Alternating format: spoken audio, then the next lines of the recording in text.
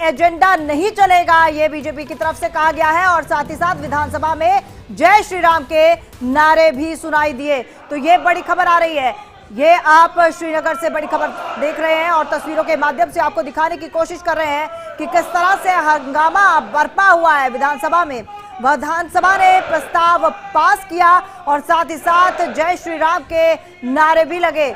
BJP ने इसे देश विरोधी एजेंडा बताया और कहा कि देश विरोधी एजेंडा नहीं चलेगा। विधानसभा में बीजेपी का विरोध प्रदर्शन देखने को मिला और विधानसभा ने फिलहाल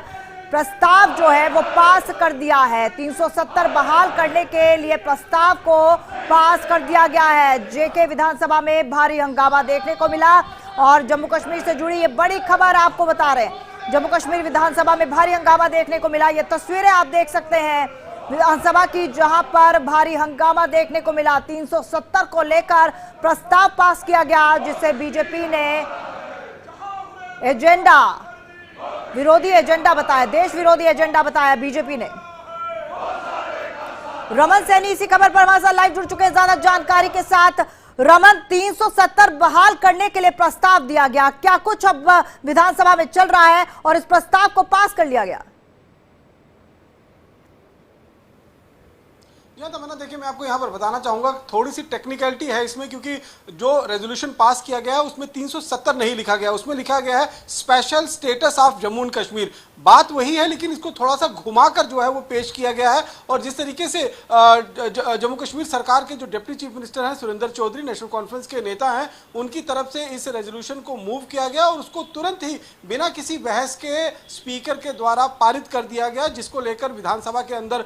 जो है वो हंगामा बरपा है। और जो भारतीय जनता पार्टी के जितने भी 28 विधायक विधानसभा के अंदर मौजूद थे, उन्होंने टेबल पर चढ़कर जो रेजोल्यूशन की कॉपियां हैं उसको फाड़कर सदन में जो है उछाला है। जय श्री राम के नारे जो हैं वो लगे हैं, जहां बलिदान हुए मुखर्जी वो कश्मीर हमारा है, इस तरीके के नारे जो हैं वो भारतीय जनता पार्टी के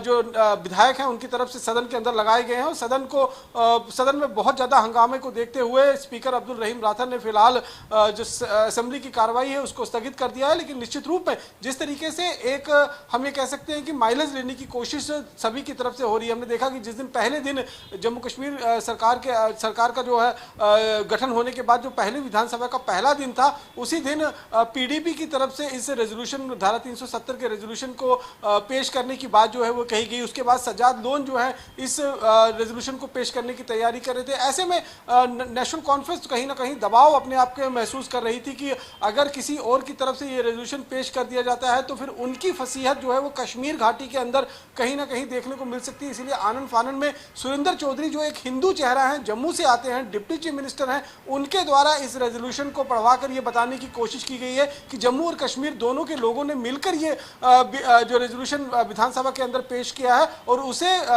स्पीकर अब्दुल रहीम राठौर जो है उन्होंने पास कर दिया है। लेकिन निश्चित रूप में जिस तरीके से 28 विधायक जिसको मैंडेट मिला है जम्मू प्रोविंस का, उनकी तरफ से जब विरोध किया गया है तो ये कहीं ना कहीं जम्मू वर्सेस कश्मीर बनता हुआ दिखाई दे रहा है। और जिस तरीके से आनन फानन में बिना किसी नोटिस के इस बिल को लाया गया, इस रेजोल्यूशन को लाया गया, इस रेजोल्यूशन को पेश कर गया, हालांकि इसका कोई बहुत बड़ा औचित्य नहीं है, क्योंकि उमर अब्दुल्ला भी जानते हैं कि धारा 370 देना है या नहीं देना है, स्पेशल स्टेटस मिलेगा जम्मू कश्मीर को, ये नहीं मिलेगा, ये सब कुछ पार्लियामेंट जो है वो तय करेगी, ना कि जम्मू कश्मीर की विधानसभा। लेकिन जो चुनाव में वादे किए गए थे उनकी तरफ से, जो चुनावी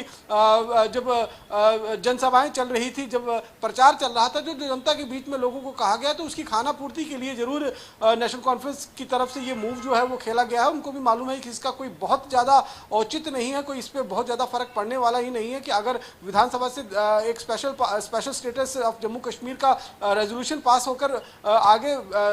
सदन के अंदर चला भी जाता है पार्लियामेंट के अंदर, तो उस पर कोई बड़ा मूव जो है वो नहीं वाला है। क्योंकि खुद उमर अब्दुल्ला भी इस बात को लेकर कह चुके हैं कि जिस सरकार की तरफ से धारा 370 को जम्मू कश्मीर से हटाया गया था, 35A को हटाया गया, उस सरकार से दोबारा वापस मांगना कहीं ना कहीं बेवकूफ़ी होगी और जनता को बेवकूफ़ बनाने के बराबर होगा। इसी तरीके से फारूक अब्दुल्ला भी इस बात को लेकर कह चुके हैं कि हो सकता है कि उनके जीते जी जम्मू कश्मीर को दोबारा धारा 370 या 35A ना मिले, लेकिन अगर 100 साल भी लग जाएंगे तो नेशनल कॉन्फ्रेंस इस मुद्दे को छोड़ेगी नहीं। कहीं ना कहीं अब ये चुनावी मुद्दा बन चुका है। जिस तरीके से 70 साल तक भारतीय जनता पार्टी ने इस पर जो है वो अपनी राजनीति की और उसके बाद जैसे ही उनको मौका मिला तो उन्होंने धारा 370 और 35A को जम्मू कश्मीर से निरस्त कर दिया। और अब नेशनल कॉन्फ्रेंस, पीडीपी और कश्मीर बेस्ड जो पार्टियां हैं कांग्रेस समेत, उनकी कहीं ना कहीं इस पूरे मसले पर जो है वो राजनीति करने की बारी है। उनका कहना है कि अगर भारतीय जनता पार्टी 70 साल तक इंतजार कर सकती है इसको हटाने को लेकर, तो हम भी 100 साल तक इंतजार कर सकते हैं इसे वापस लाने को लेकर। कभी ना कभी तो केंद्र के अंदर सरकार बदलेगी, नई सरकार आएगी, उससे हम ये उम्मीद जो है वो जताएंगे। लेकिन आप ये समझ लीजिए कि अगर कांग्रेस भी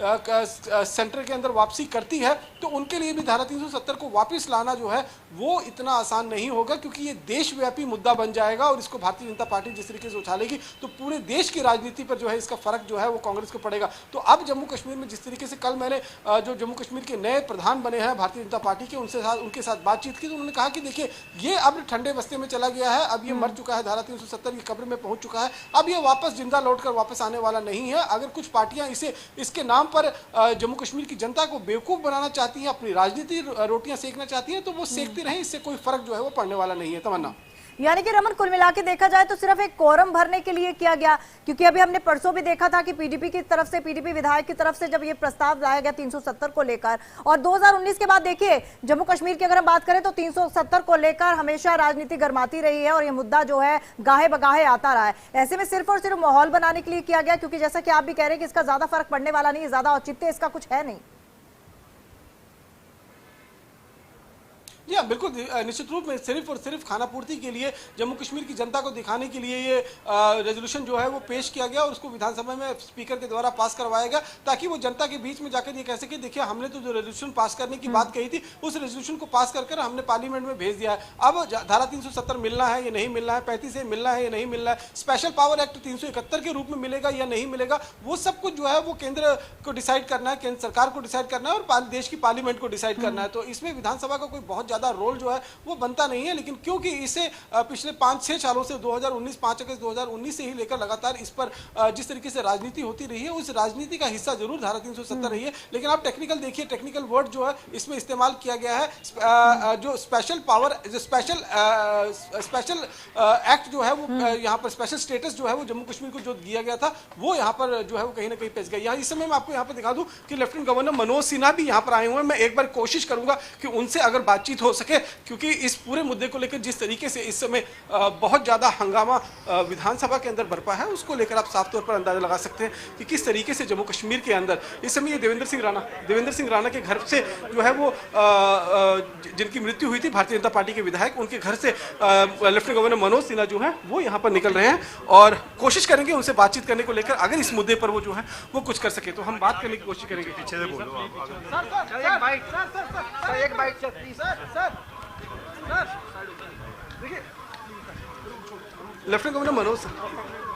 गवर्नर मनोज सिन्हा जो है वो यहाँ पर आए थे, लेकिन अभी फिलहाल कुछ भी बोलने से जो है उन्होंने साफ इनकार कर दिया है, क्योंकि उनको भी मालूम है कि कहीं ना कहीं जो सवाल होंगे वो जो रेजोल्यूशन इस समय पेश किया गया है जम्मू कश्मीर विधानसभा में उसी को लेकर सवाल पूछे जाएंगे, तो उस पर कहीं ना कहीं अभी फिलहाल चुप्पी साध रखी हुई है और किसी भी सवाल के जवाब देने से भी बचेंगे। आप बने रहेगा हमारे साथ, क्योंकि एक और खबर बड़ी आ रही है, उससे भी अपने दर्शकों को रूबरू करा दे। जम्मू कश्मीर कुपवाड़ा में सुरक्षा बलों ने एक आतंकी को ढेर कर दिया है। बीती रात आतंकवादियों के साथ एनकाउंटर शुरू